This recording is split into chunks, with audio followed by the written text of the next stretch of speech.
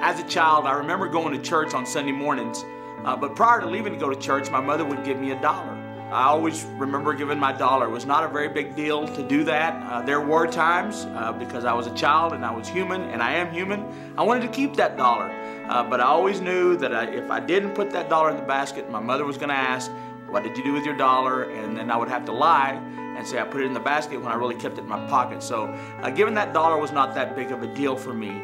So I continued through my junior high years to put that $1 in there. But then the job came. And I remember my first paycheck, and I remember my mother saying that $3.70 of that went to the church. I know the scriptures say that the Lord loves a cheerful giver, and so I was not a very cheerful giver, and so the process went by. I was given my $3.70, I gave my $3.70, but I was not cheerful about it.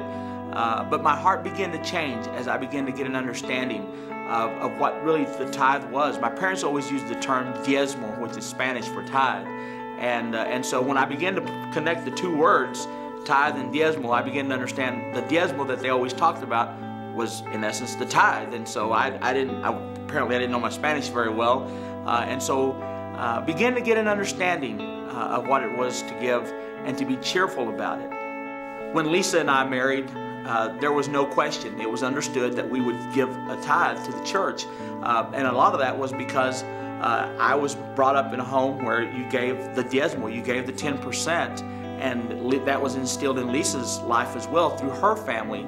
And so it was automatic that we would give 10%, a minimum of 10% back to the church, because that's what we are to do, to be obedient. I do count it a privilege to be able to see what our church does collectively when we all together bring our offerings and our tithes to the local storehouse, and how our church can make a difference not only in Lubbock, Texas, but around the globe.